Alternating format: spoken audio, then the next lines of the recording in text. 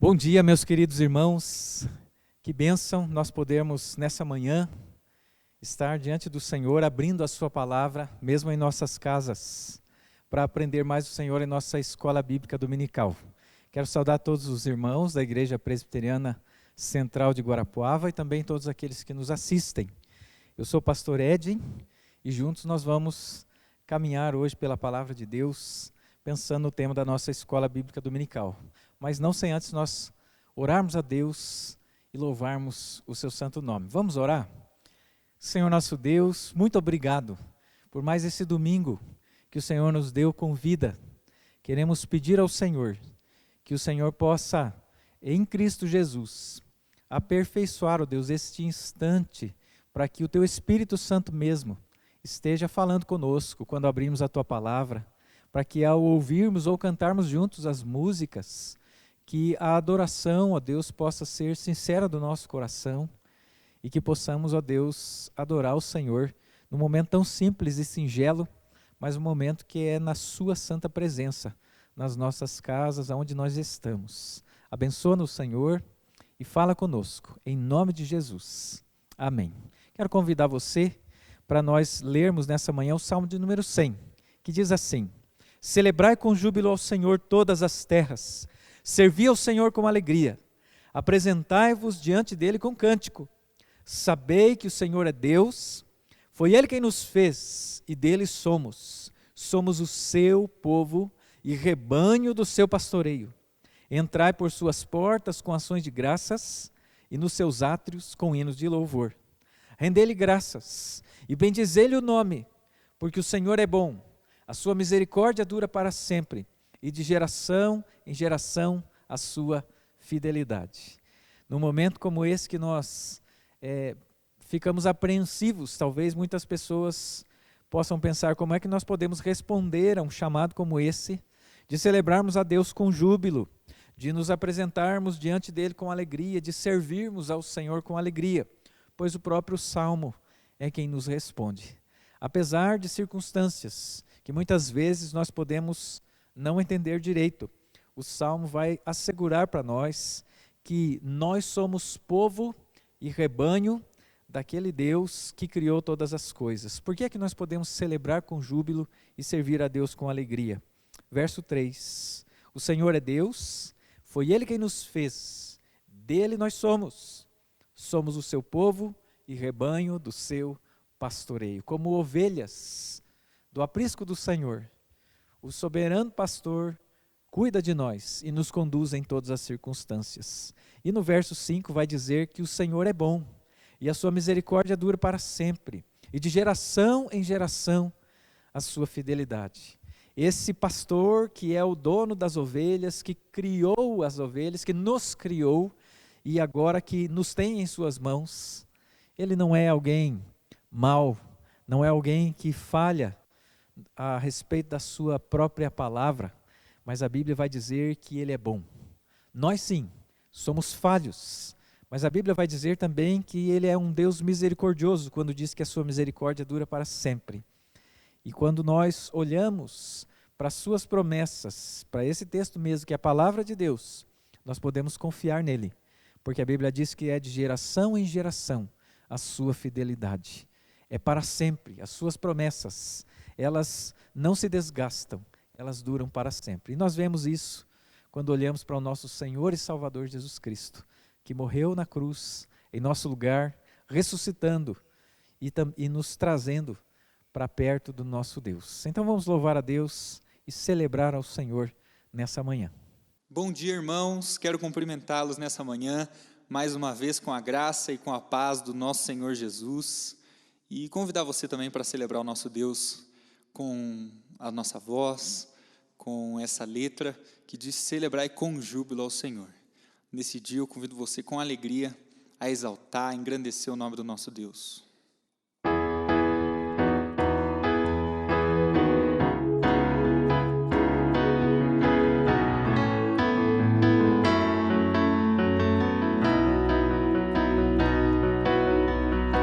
Celebrai com júbilo ao Senhor, todos os moradores da terra, servi ao Senhor com alegria.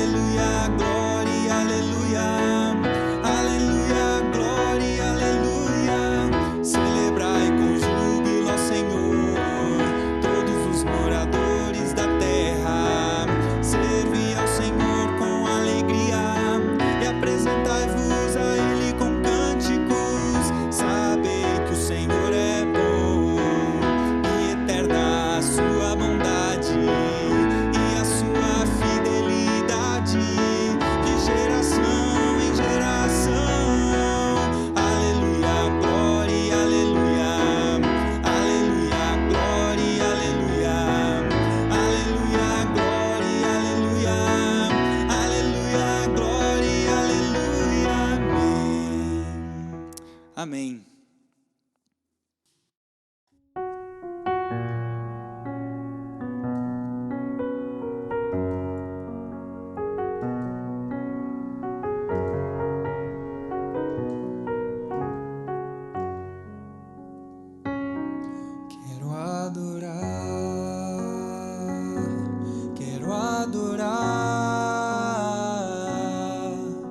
Chamado por Jesus para adorar, quero adorar, quero adorar. Fui chamado por Jesus para adorar. Ele morreu na cruz, perdoando os meus pecados. Sarou minhas feridas, por seu sangue fui lavado. Nada posso fazer para pagar tudo que fez por mim. Quero dar a minha vida toda para o servir. Quero adorar, quero adorar. Chamado por Jesus para adorar, quero adorar, quero adorar. Fui chamado por Jesus para adorar. Fui chamado por Jesus para adorar.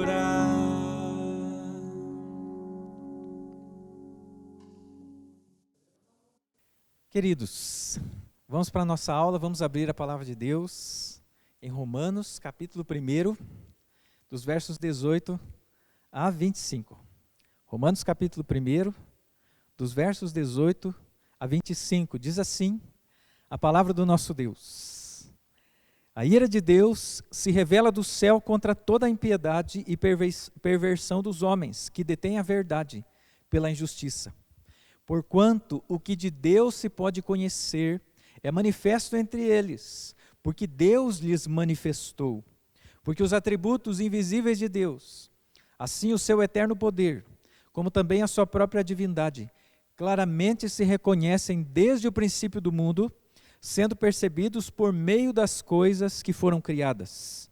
Tais homens são por isso indesculpáveis, porquanto, tendo conhecimento de Deus, não o glorificaram como Deus, nem lhe deram graças, antes se tornaram nulos em seus próprios raciocínios, obscurecendo-se-lhes o coração insensato, inculcando-se por sábios, tornaram-se loucos. E mudaram a glória do Deus incorruptível em semelhança da imagem do homem corruptível, bem como de aves, quadrúpedes e répteis. Por isso, Deus entregou tais homens à imundícia, pelas concupiscências do seu próprio coração, para desonrarem o seu corpo entre si, pois eles mudaram a verdade de Deus em mentira, adorando e servindo a criatura em lugar do Criador, o qual é bendito eternamente. Amém. Vamos orar mais uma vez. Louvamos-te, ó Deus, pela tua palavra. E agora pedimos que o teu Espírito Santo nos ensine, enquanto pensamos sobre viver o Evangelho integralmente, em nome de Jesus. Amém. Os irmãos sabem, já há alguns domingos nós estamos estudando sobre o tema Vivendo o Evangelho. Nós estamos estudando esse tema no intuito de que a gente possa viver o Evangelho integralmente, a partir do nosso coração, na nossa comunidade local como igreja, mas também fora da igreja, no mundo onde nós vivemos. E nós começamos lá atrás, com a nossa primeira aula, vendo que Deus deseja que nós, os cristãos, nós nos relacionemos com a cidade, sendo uma bênção para a cidade, promovendo a paz e a prosperidade da cidade. A base foi: procurai a paz da cidade, para onde vos desterrei, e orai por ela ao Senhor, porque na sua paz vós tereis paz.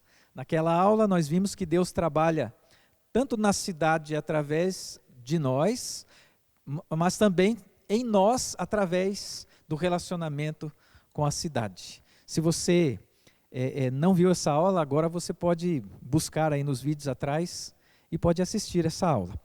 A segunda e terceira aulas, nós saímos do âmbito externo da cidade, daquilo que está além de nós, e nós começamos a pensar no nosso próprio coração. Porque se nós devemos ser uma bênção para a cidade, e esse evangelho vivido na cidade é que vai ser bênção para a cidade, esse evangelho tem que estar arraigado no nosso coração. O nosso coração precisa estar cheio do evangelho do nosso Senhor Jesus Cristo. E por isso nós vamos trabalhar hoje, mais uma vez, a respeito do coração. Nós trabalhamos já sobre o modo em que o nosso coração, ele opera.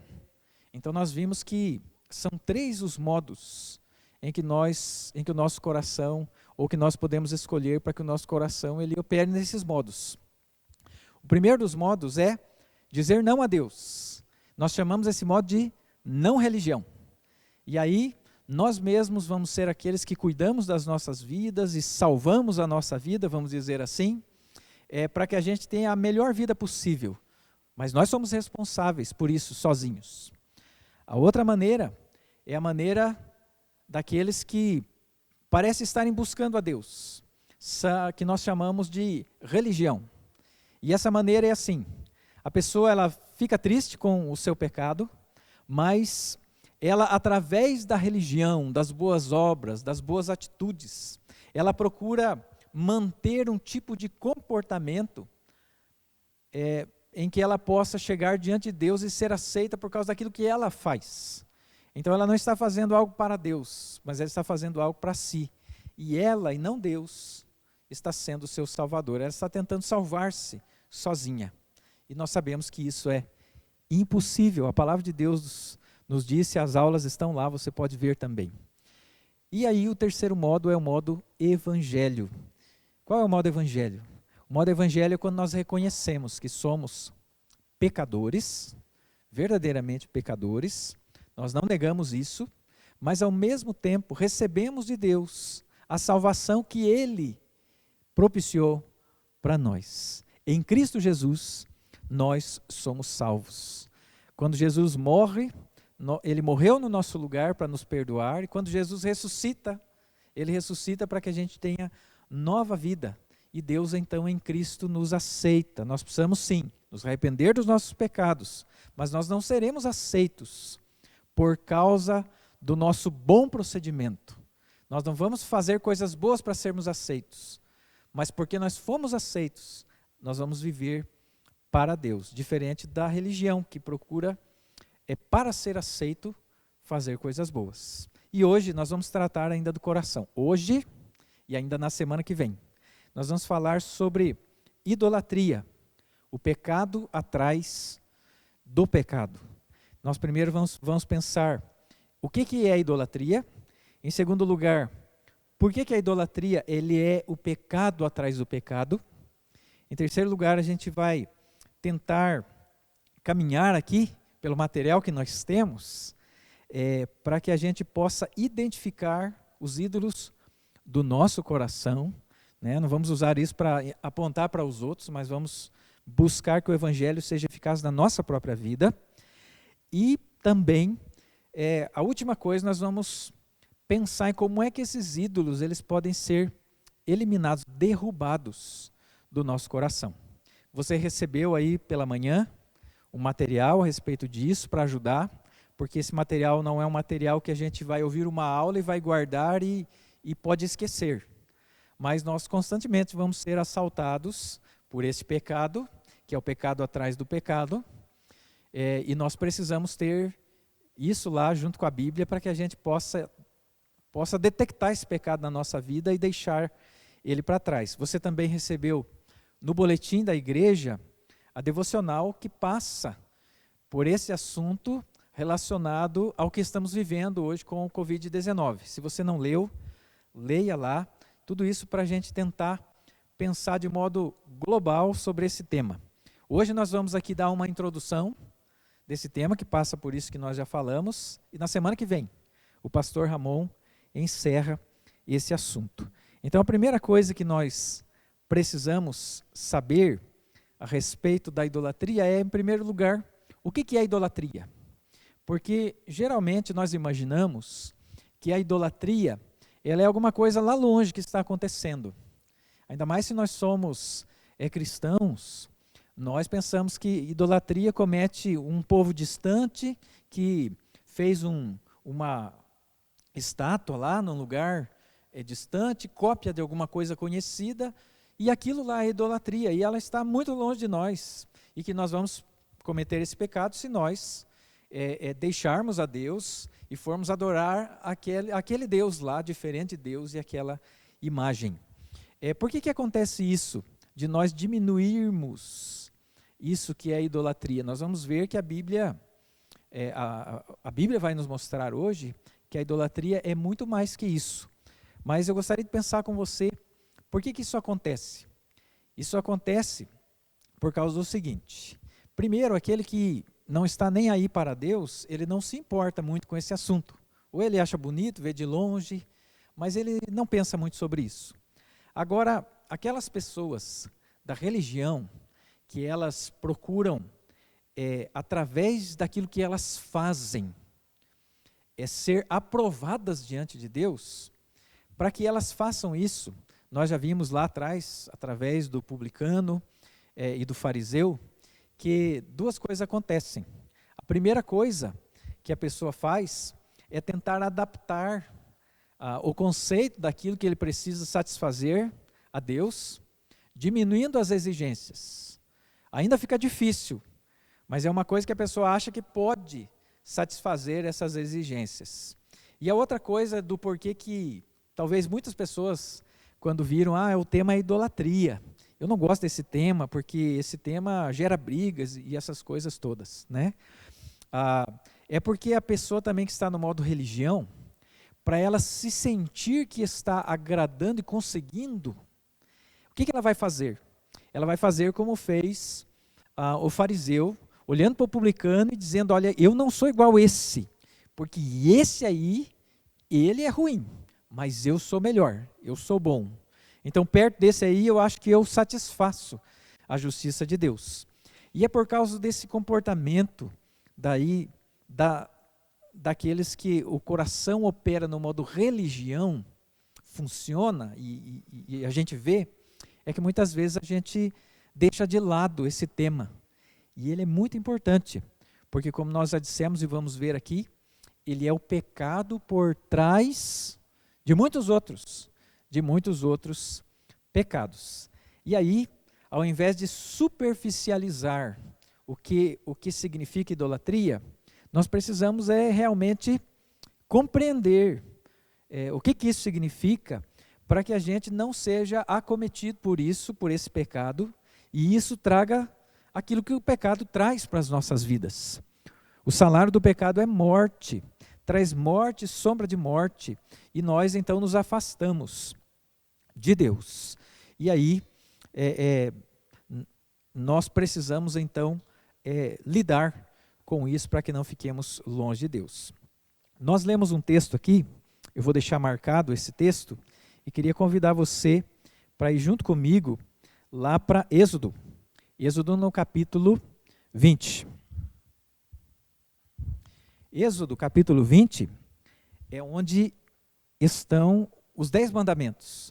Nós vamos ler o começo aqui, a abertura e os 2 primeiros mandamentos. E os 2 primeiros mandamentos, e não apenas o segundo, como algumas pessoas elas tentam colocar, eles dizem respeito ao que é idolatria em sua essência. Ele não é nem só o primeiro e nem só o segundo, mas abrange a nossa atitude para com os 2 primeiros mandamentos.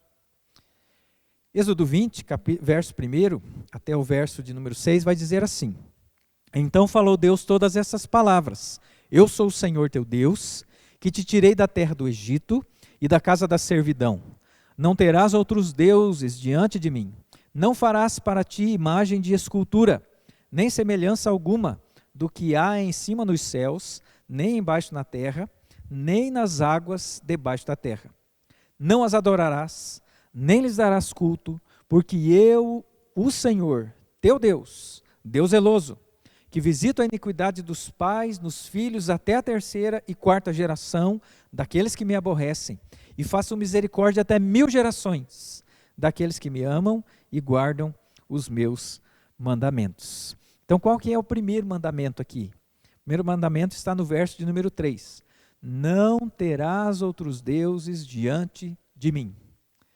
Ou seja, se eu escolher um outro Deus e colocar, não precisa ser nem assim, não adorar a Deus, mas quiser adorar a Deus ainda, mas colocar um Deus para ser adorado junto com Deus, isso já é idolatria. E o verso 4 daí vai falar com respeito a como se deve adorar esse Deus. Deus, ele prescreve na Bíblia como é que ele deseja ser adorado. E ele vai dizer aqui para o homem que ao adorar a Deus, que ele não faça para si mesmo imagens de escultura, nem semelhança alguma daquilo que há no céu, nem embaixo na terra, para dizer que aquilo lá é Deus. E daí nós vamos ver no texto que nós lemos, Romanos, capítulo 1, os versos finais, aí o verso 23, ele vai dizer justamente sobre essa questão, de que pessoas tentaram representar o Deus que eles entenderam na criação, através do homem, através de animais. Verso 23 vai dizer assim: e mudaram a glória do Deus incorruptível, ou seja, aquele Deus que não morre, é aquele Deus que não fica também nem melhor e nem pior, mas ele é perfeito, ele é pleno, ele é eterno, em semelhança da imagem de homem corruptível, ou seja, aquele que morre, que envelhece, que se acaba, que muda, que percebe que lá atrás ele achava que sabia e depois a gente vê assim, puxa, mas eu não sabia, agora eu entendi que lá atrás eu estava errado, e assim lá na frente a gente ainda vai entender muitas coisas, e fazer uma imagem parecida com essas, para dizer Deus é assim, é diminuir Deus. E ele diz assim, além de fazer uma imagem parecida com o homem, que já é corruptível, ainda a gente que faz ainda de animais, bem como de aves, quadrúpedes e répteis. Então aqui fala da segunda parte, mas o verso 25 vai falar do primeiro mandamento, enquanto que o verso 23 aqui falou do modo de adorar, mas também do erro ali de diminuir Deus. O verso 25 vai dizer para nós quando que o homem ele falha no primeiro mandamento, e diz assim: pois eles mudaram a verdade de Deus em mentira, adorando e servindo a criatura no lugar do Criador. E ele vai falar do Criador, o qual é bendito eternamente. Amém. Mas o que é idolatria, então? É colocar a criatura e adorar e servir a criatura no lugar do Criador. Isso é idolatria. E daí não importa se tem imagem ou se não tem imagem. Não importa se é um Deus que a gente entenda como uma outra divindade, ou se são coisas que podem tomar o lugar de Deus na nossa vida. Então, o que é idolatria? Em primeiro lugar, quando nós adoramos e servimos as coisas criadas. E a consequência disso, em segundo lugar, as coisas criadas passam a governar nossa vida. Por que isso? Porque Deus, Ele nos fez, Ele nos criou para adorar a Ele. E quando nós não adoramos a Deus, fatalmente um substituto é colocado no centro do nosso coração e da nossa vida, no lugar de Deus. E isso é idolatria, muito mais que uma estátua e alguém adorando lá longe, é quando Deus não está no trono do nosso coração, no primeiro lugar do nosso coração. E se Deus não está no trono do nosso coração, o que governa o nosso coração e a nossa vida não é Deus, mas é aquilo que está no trono. Se você for comigo lá para Gênesis, capítulo 1, Gênesis capítulo 1,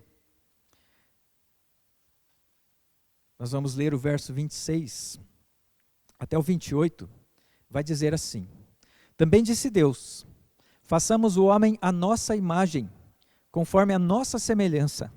Tenha ele domínio sobre os peixes do mar, sobre as aves dos céus, sobre os animais domésticos, sobre toda a terra e sobre todos os répteis que rastejam pela terra. Criou Deus, pois, o homem à sua imagem, a imagem de Deus o criou. Homem e mulher os criou. E Deus os abençoou e lhes disse: Sede fecundos, multiplicai-vos, enchei a terra e sujeitai-a, dominai sobre os peixes do mar, sobre as aves dos céus e sobre todo animal que rasteja sobre a terra.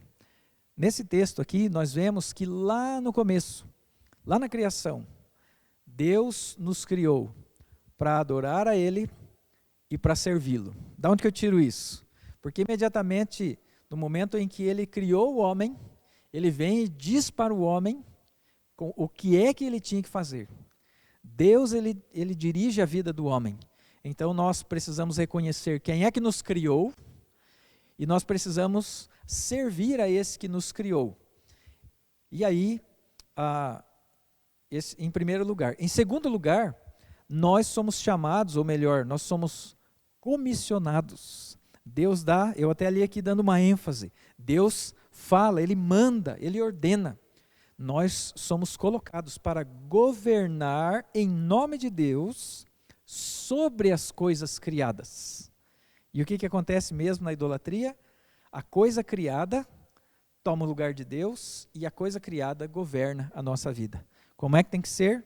Nós somos criados para servir e adorar a Deus e governar em nome de Deus, do jeito que Deus deseja que a gente governe, administre todas as coisas, da maneira que Deus deseja obedecer, nós devemos obedecer a Deus. Por que então que a idolatria é o pecado atrás do pecado? É muito simples. Se nós já entendemos que aquilo que assume o trono no nosso coração e na nossa vida nos governa, então as consequências ou as nossas atitudes, elas vão estar amarradas àquilo que eu idolatro ou que assume o primeiro lugar na minha vida. Se eu amo mais uma pessoa, se eu amo mais um relacionamento, se eu amo mais alguma coisa, tudo que eu vou fazer é em prol disso que está no meu coração. Se eu amo um falso Deus, ou se eu amo a mim mesmo, isso faz com que eu reaja à vida para que eu faça ou alcance, né, aquilo que está no meu coração. Mesmo que aquilo seja eu mesmo, ou que seja uma outra pessoa, faço para agradar a outra pessoa, faço para ter dinheiro, tudo eu faço para ter aquilo que está, para não perder aquilo que está no trono do meu coração. E aí, todas as vezes que alguma outra coisa que não Deus está no trono do meu coração, isso já é pecado. Mas as atitudes que nos levam, então, e que vêm desse que está sentado no nosso coração, que não é Deus, as outras atitudes que vão desprezar a Deus e a vontade de Deus, porque aquela outra coisa é mais importante de Deus para nós, todas essas outras atitudes são atitudes pecaminosas. E por isso que a idolatria, ela é arrasadora, porque ela não é só um pecado, mas é um pecado que nos leva a tantos outros pecados. E por isso ela é o pecado atrás do pecado. Ao invés de adorarmos a Deus e de fazermos aquilo que Deus aprova, nós adoramos outra coisa e somos levados então a outras atitudes que vão passar por cima daquilo que é a vontade de Deus, muitas vezes na nossa vida. E eu gostaria de ler alguns textos com você. A gente já leu os 10 mandamentos, e ali nos 10 mandamentos nós sabemos que desobedecer os mandamentos do Senhor é pecado. Então está muito claro no primeiro e no segundo mandamento que a idolatria é um pecado. Mas o livro de Êxodo, capítulo 23, vai nos dizer que esse é um pecado perigoso. Além de ser um pecado grave, porque ele faz com que a gente cometa outros pecados, ele é um pecado que nos arma ciladas. Êxodo 23, de 23 a 25, vai nos dizer o seguinte: porque o meu anjo irá diante de ti, e te levará aos amorreus, aos heteus, aos ferezeus, aos cananeus, aos heveus e aos jebuseus, e eu os destruirei. Todos esses são povos que moravam lá na cidade de Canaã, para onde Deus estava levando o seu povo. Não adorarás os seus deuses, de quem? Desses povos. Nem lhes darás culto, nem farás conforme as suas obras, antes os destruirás totalmente e despedaçarás de todo as suas colunas. Então não faça assim, não cometa idolatria assim. Agora, ame a Deus do modo certo, parte negativa. Agora vem parte positiva. Servireis ao Senhor vosso Deus, e Ele abençoará o vosso pão e a vossa água, e tirará do vosso meio as enfermidades.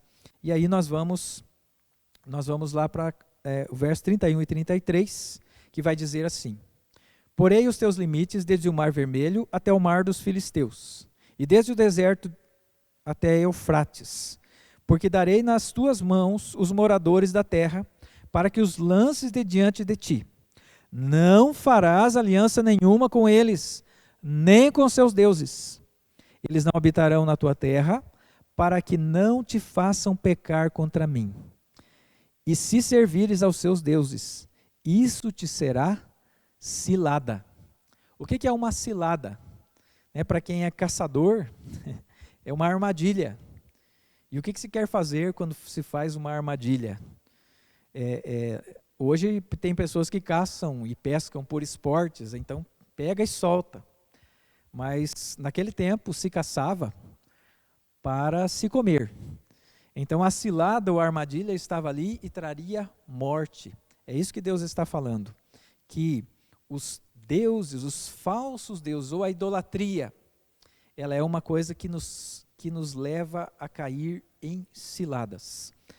Os salmos, o salmo de número 24, versos 3 e 4, nós vamos ver uma oração antes de se achegar no templo do Senhor.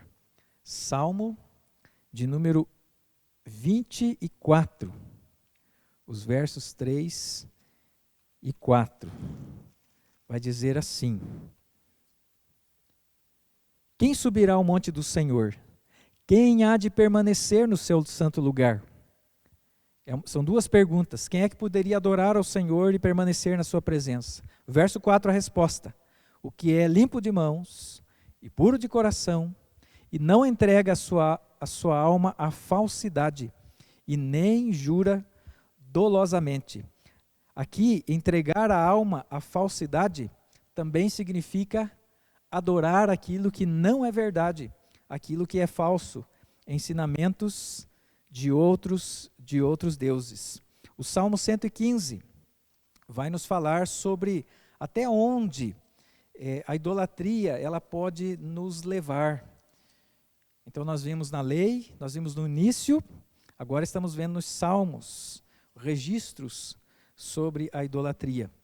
E o Salmo 115, versos 1 a 9, diz assim: não a nós, Senhor, não a nós, mas ao teu nome dá glória, por amor da tua misericórdia e da tua fidelidade. Porque diriam as nações, onde está o Deus deles? No céu está o nosso Deus, e tudo faz como lhe agrada.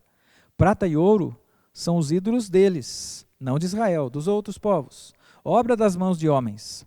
Tem boca e não falam, tem olhos e não veem, tem ouvidos e não ouvem, tem nariz e não cheiram, suas mãos não apalpam, seus pés não andam, som nenhum lhe sai da garganta. Tornem-se semelhante a eles os que o fazem, e quantos neles confiam. Israel confia no Senhor, Ele é o seu amparo e o seu escudo. O que ele quer nos ensinar aqui é que a idolatria nos leva a não ter relacionamento com Deus nenhum outro, porque não existe outro Deus, e nos leva ao silêncio na busca da espiritualidade.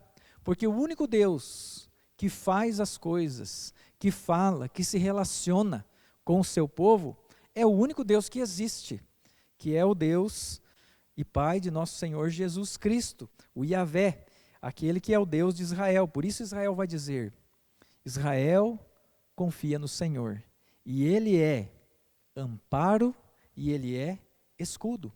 Quem está longe de Deus não tem amparo e nem escudo. Os profetas vão denunciar largamente a questão dos falsos deuses. E eles vão falar muitas coisas, e uma das coisas que está em Jeremias, capítulo 2, Jeremias capítulo 2, o verso 25, é o seguinte: Jeremias capítulo 2, verso 25. Guarda-te de que os teus pés andem desnudos e a tua garganta tenha sede.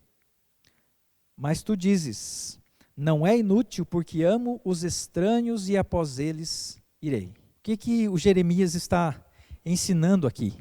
Aqui é um texto de quando Israel abandonou a Deus e foi atrás de outro, do Deus Baal.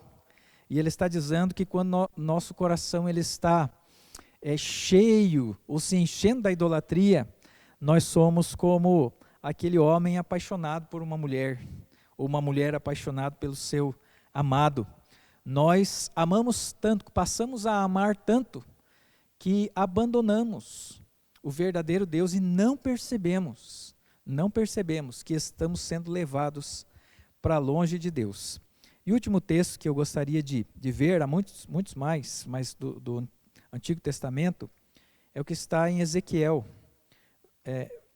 capítulo 14, dos versos 1 ao verso 5, e que fala a respeito da idolatria. Diz o seguinte: então vieram a ter comigo alguns dos anciãos de Israel e se assentaram diante de mim. Veio a mim a palavra do Senhor, dizendo: filho do homem, estes homens levantaram os seus ídolos dentro do seu coração, tropeço para a iniquidade que sempre têm eles diante de si. Acaso permitirei que eles me interroguem?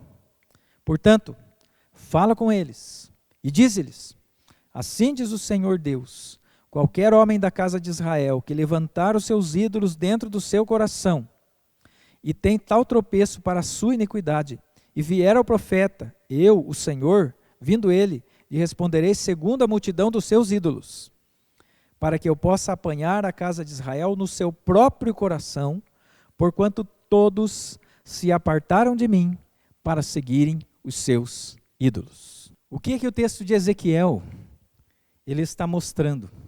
Está mostrando que a idolatria ela não é uma coisa ali fora de nós, mas que ela é sim uma coisa de dentro do nosso coração. Isso já nos leva a uma ponte ao Novo Testamento.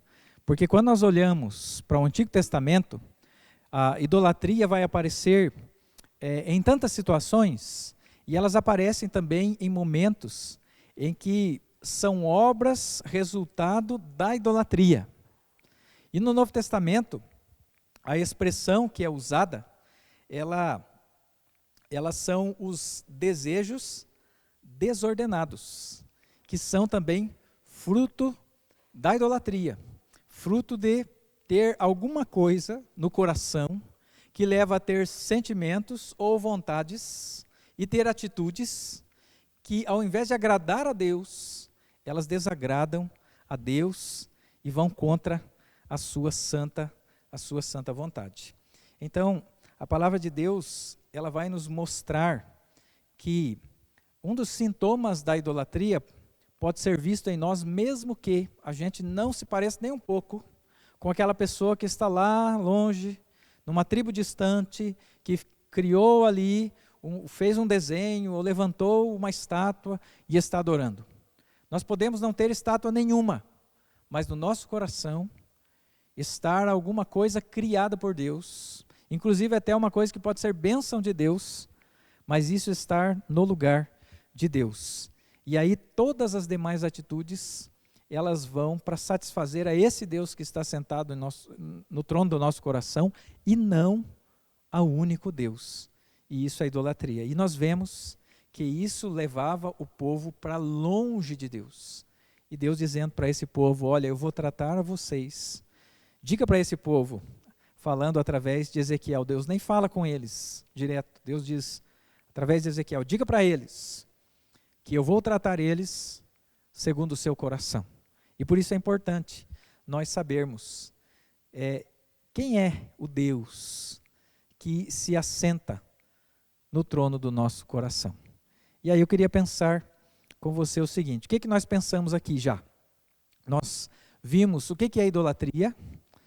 Nós vimos que a idolatria é que, ao invés de servirmos, adorar e servir a Deus, nós colocamos uma coisa criada no lugar de Deus, e nós adoramos e servimos aquela coisa criada. E ao invés de sermos daí governados por Deus, que está no trono do nosso coração, governando a nossa vida, nós somos governados não por Deus, mas por aquela coisa criada. Isso vai nos afastar de Deus. O pecado da idolatria em si é um pecado, mas as demais atitudes para agradar o Deus que está sentado no nosso coração, que não é Deus, a maioria delas, se não todas elas, serão também pecados. E por isso a idolatria, ela é o pecado atrás do pecado. E aí o que a gente tem que saber diante disso, depois de saber o que é a idolatria? Nós precisamos saber se de repente, no nosso coração, não há outra coisa que não é Deus. Por que é importante daí nós não sermos nem aquele que não liga para Deus, nem aquele que é como se fosse um religioso, e que daí não abre mão dos seus conceitos e o nosso coração estar no modo evangelho? Porque nós temos que ter a coragem de fazer esse exame se nós queremos de fato ter relacionamento com Deus. Porque senão, como diz a palavra de Deus em Ezequiel, nós vamos ser julgados conforme o nosso coração. E se nele habitar a idolatria, nós vamos ser julgados pela idolatria. Então, como é que nós percebemos isso, né? Vamos identificar os nossos ídolos. Por que nós mentimos? Por que nós não amamos ou cumprimos as nossas promessas? Ou por que nós vivemos de modo egoísta? A primeira resposta mais geral é porque nós somos fracos e pecadores. Mas a resposta mais específica é porque há algo fora de Jesus Cristo que sentimos como necessário para sermos felizes. Tem alguma coisa mais importante em nosso coração do que Deus, algo que está escravizando o nosso coração através do resultado, que é o quê? Desejos desordenados que vão nos levar a atitudes desordenadas. Então a chave para a mudança, qual que é? Identificar os ídolos do nosso coração. O que pode estar em nosso coração? Tem um homem chamado Thomas Oden, que ele coloca uma citação aqui no nosso material e diz assim: todo indivíduo existe em relação a valores percebidos como algo que faz a vida valer a pena. Um valor é qualquer coisa boa na ordem criada. Uma ideia, uma relação, um objeto, uma pessoa na qual alguém tem interesse, da qual se extrai significado. Esses valores, eles disputam entre si, com o tempo, uma pessoa está propensa a escolher um deles para ser o centro dos valores, e todos os outros vão ser julgados por esse. Quando um valor finito, ou seja, uma coisa criada, não eterna, não Deus, mas uma dessas outras coisas, foi elevado à centralidade e imaginado como a fonte final de significado, essa pessoa escolheu um Deus. Tem-se um Deus quando o valor finito É visto como aquilo sem o qual é impossível viver a vida com alegria. Então, aquilo que a gente pensa assim, eu não posso ficar isso, eu tenho que alcançar isso, pode ser que seja o Deus que está sentado no nosso coração, no lugar de Deus. E aí a gente precisa pensar. Ele falou de várias coisas e vários valores que disputam entre si. E nós sabemos que a Bíblia fala que o dinheiro é um possível ídolo que pode tomar o centro do nosso coração. Mas muitas vezes o dinheiro, ele vai estar na nossa vida e nós precisamos pensar se ele é o que está no nosso coração ou se existe um outro Deus lá que pode ser até o Deus verdadeiro que nos faz administrar bem o dinheiro, ou se pode ter um Deus falso lá, sentado no trono do nosso coração. E o dinheiro daí, ele vai ser buscado para que a gente tenha, por exemplo, segurança.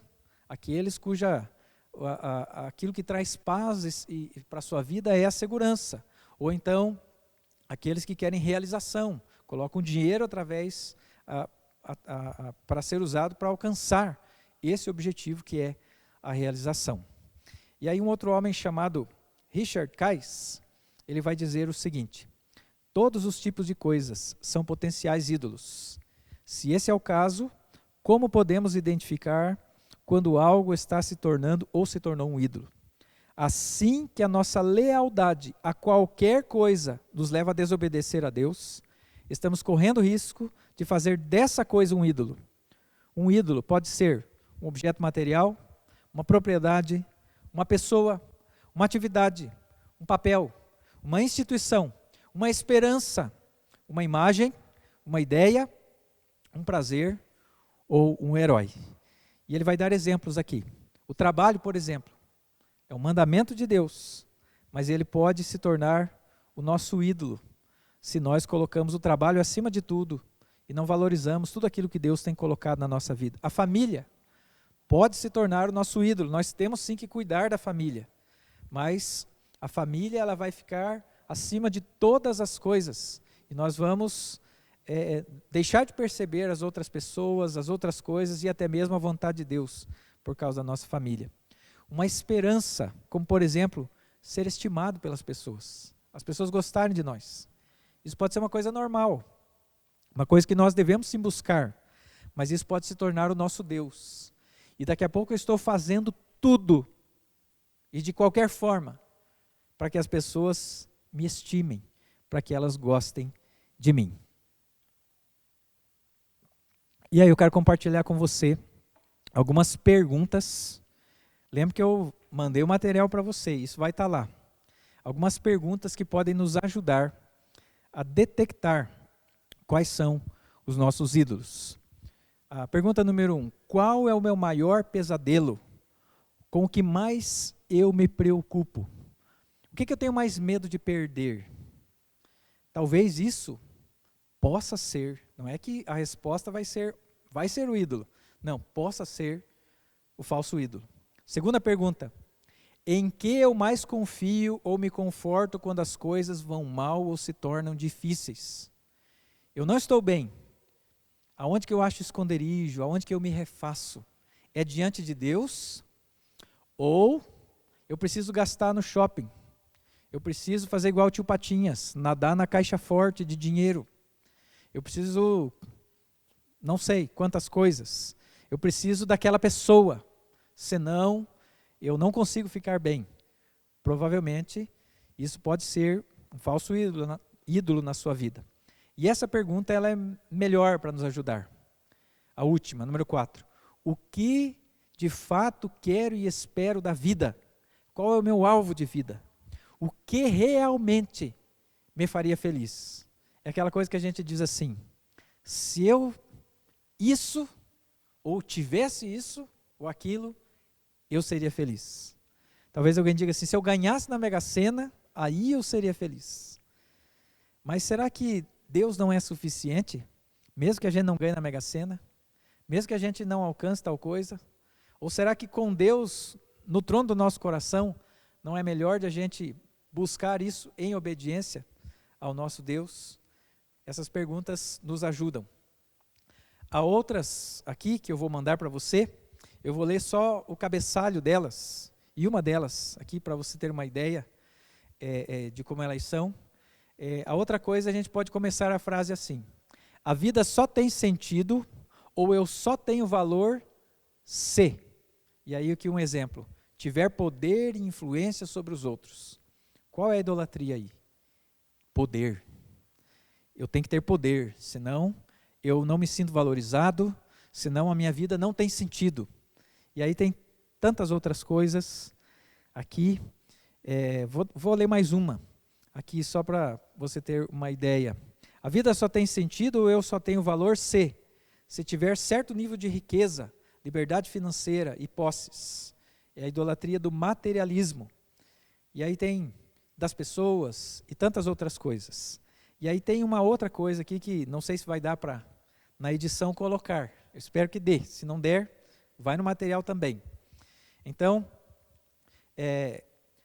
ele coloca uma tabela e diz assim, para que a gente possa identificar os nossos ídolos. Então, geralmente, se a gente busca poder, sucesso, vitória e influência, nosso maior pesadelo vai ser humilhação. Como que as pessoas ao nosso redor se sentem? Usadas. Porque nós queremos o poder a qualquer custo. E qual que é a nossa emoção problemática? Vai ser a ira. Se se eu busco aprovação, afirmação, amor e relacionamentos, o meu maior pesadelo vai ser rejeitado pelas pessoas. As pessoas então vão se sentir sufocadas porque eu vou ficar em cima para não perder o relacionamento. E minha posição ou sentimento problemático vai ser o da covardia. Para não perder os relacionamentos, eu não tenho coragem de me posicionar e dar minha opinião. Ou então conforto, privacidade, ausência de estresse e liberdade. Eu não vou gostar de exigências. Exigências vão ser meu pesadelo. Ninguém pode me exigir nada. As pessoas ao meu redor, porque eu gosto de conforto, elas vão se sentir como? Negligenciadas. Porque não vou enxergar que elas estão precisando de mim. E o sentimento problemático vai ser tédio. Sabe por quê? Porque eu estou lá confortável, não faço nada, não me submeto a nada que tenha alguma exigência, e a minha vida fica parada no tempo, e eu não vou ser aquilo que Deus quer que eu seja. E a última coisa que ele coloca aqui, controle. Eu gosto de ter autodisciplina, certeza, padrões e andar na linha. O meu pesadelo vai ser o quê? Incerteza. O que as pessoas ao redor vão sentir? Elas vão ter medo de falar comigo, porque eu vou ser linha dura. E elas vão se sentir assim, eu não chego nesse padrão, não vão querer ser recriminadas por mim. E qual que vai ser a emoção problemática? Preocupação constante, porque eu não posso perder o controle das coisas. E nós sabemos que o mundo é um lugar, nós estamos vendo aí com o Covid, que está longe da gente ter o controle de todas as coisas. E aí, a última coisa que a gente precisa pensar a respeito disso, então já pensamos o que é a idolatria, já vimos aqui por que a idolatria é o pecado atrás do pecado, olhamos aqui rapidamente, por causa do tempo, sobre como identificar os ídolos na nossa vida através de perguntas, e agora a pergunta que a gente precisa fazer é, quando eu identifico o ídolo, como é que eu faço para derrubar esse ídolo do meu coração e Deus estar no lugar que Ele deve estar no meu coração? Existem 3 abordagens. A primeira dela é uma abordagem chamada moralizante. A análise básica dela é o seguinte: você tem um problema, que você está fazendo errado, então se arrependa. Até certo ponto é importante o arrependimento, mas precisa ir mais fundo. O que precisa fazer? Que perguntas precisam ser feitas? Por que eu quero fazer essas coisas que eu considero erradas? Quais os desejos desordenados que estão me atraindo para isso? Que talvez esse pecado é uma consequência do pecado que está gerando tudo mais. E aí a pergunta que eu preciso fazer: quais são os ídolos e convicções falsas por trás desses pecados que agora estou buscando me arrepender? Nós precisamos substituir a convicção de arrependimento, de que nós somos pecadores, somente ela, por buscar qual é a idolatria. Qual é a idolatria? E ao saber qual é a idolatria, nos arrependermos não só dos outros pecados, mas principalmente nos arrependermos diante de Deus da idolatria. Mas essa abordagem, ela é insuficiente. E aí, outras pessoas, elas tratam de uma abordagem chamada psicologizante. Qual que é a análise básica? Os sentimentos que vêm por causa da idolatria, ou por causa dos pecados que vêm com a idolatria, ou as situações que vêm através da idolatria, ou até situações normais, mas que nós reagimos com um Deus falso sentado no trono do nosso coração. Aquela ideia assim, alguém chega para você, você está preocupado, nervoso, ansioso, tenso, alguma coisa assim, e a pessoa vai dizer, qual que é o seu problema? É que você não percebe que Deus ama você. Então fique feliz, fique feliz. Embora seja uma coisa que parece melhor do que dizer, você está em pecado, se arrependa, também não é suficiente. Nós precisamos fazer as seguintes perguntas a respeito dos nossos sentimentos. Não é só dizer assim, eu não posso me sentir triste, vou me sentir alegre porque Deus me ama. A gente precisa perguntar o quê? Por que tenho sentimentos tão fortes de desespero, ou medo, ou ira, quando certa situação me acontece? Quais são os desejos desordenados que estão sendo frustrados? E por isso eu tenho esses sentimentos. Eu queria uma coisa lá, mas isso não aconteceu. Então isso tem a ver com um pecado ou com que ídolo? Quais são os ídolos e convicções falsas por trás desses sentimentos? Você vai saber se você tem esse problema quando a pessoa disser assim, Deus ama você, você tem que lembrar disso e se alegrar. E aí o pensamento que vai vir é, de que adianta Deus me amar se eu não tenho isso, ou se eu não estou assim, ou se alguma coisa está me faltando?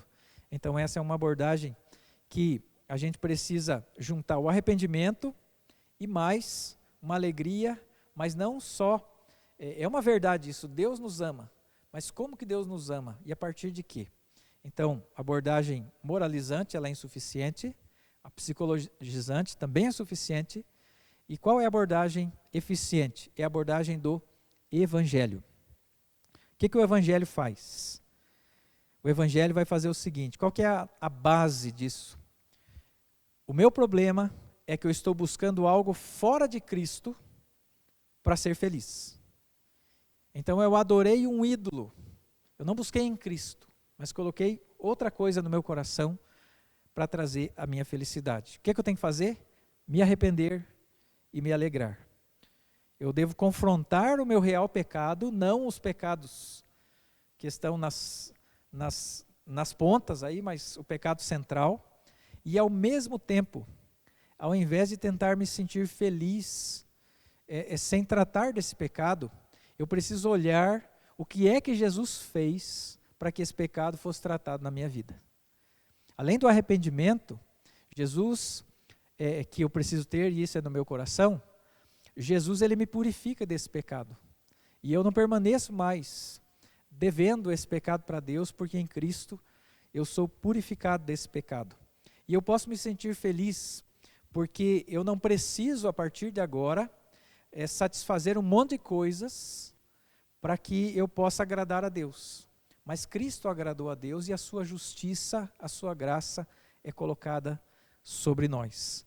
Eu preciso sim identificar o pecado e deixar o pecado de lado, mas eu preciso descansar na graça de Deus. Então eu identifico o pecado, eu me arrependo do pecado, esse pecado precisa sair fora da minha vida, mas eu estou perdoado por Jesus. E a última coisa, eu preciso me alegrar com aquilo que Jesus Cristo fez por mim.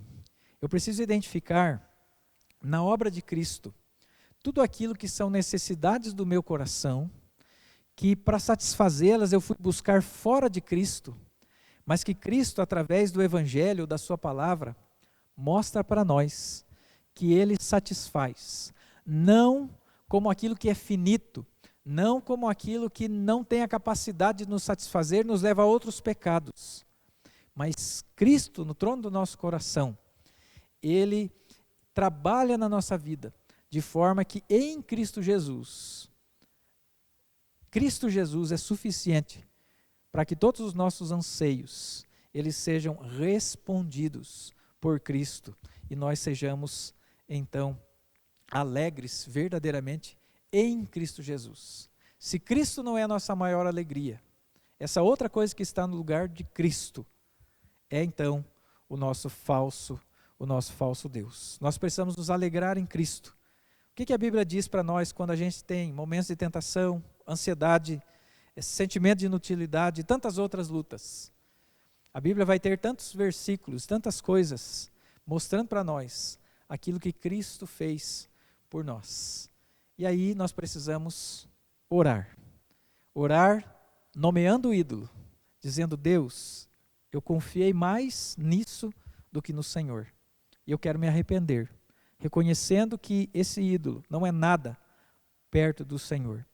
Reconhecendo também o quão grave foi colocar um falso ídolo no lugar de Cristo e me alegrar naquilo que Cristo faz, não só por aqueles anseios, mas primeiro, ao me perdoar, ao restabelecer meu relacionamento com Deus, e também de ser aquele que é suficiente para, em todas as circunstâncias da vida, ser aquele que realmente nos satisfaz, tanto na nossa vida aqui, quanto eternamente. Em Cristo, nós temos todas as nossas necessidades supridas, mesmo que sejam em momentos de necessidades.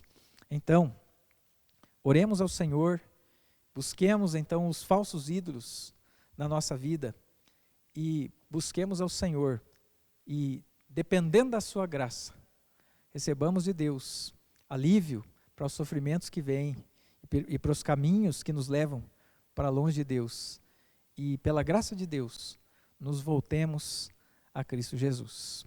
Quero convidar você a fechar os seus olhos e depois dar uma olhada de novo no material que vai chegar para você. Isso não é uma coisa que acontece numa aula, mas nós precisamos buscar a Deus, e isso é um trabalho constante na nossa vida, porque o maior fabricante de ídolos na face da terra é o nosso próprio coração. Nós precisamos ter cuidado com a idolatria, não só hoje que estamos tendo a aula, mas hoje, quando nós derrubarmos o ídolo, e para frente, se de repente não subiu outro ídolo no lugar. Vamos orar ao Senhor. Feche seus olhos. Senhor, te agradecemos por essa manhã de domingo, pelos nossos familiares que ou estão juntos de nós, ou estão lá nas suas casas, se cuidando nesse tempo de isolamento social.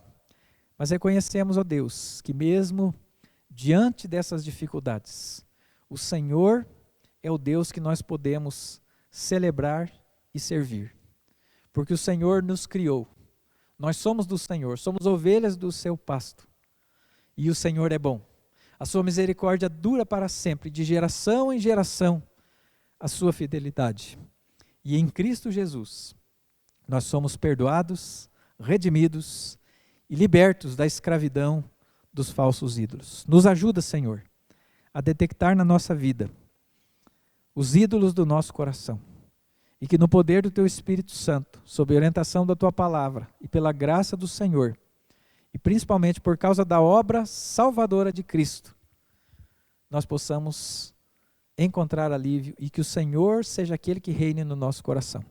Em nome de Jesus, o nosso Senhor, e que deve se assentar no trono do nosso coração, é que nós oramos. Amém. Deus te abençoe, um bom domingo. Até a noite, o pastor Ramon vai trazer a mensagem à noite. Um bom domingo para você.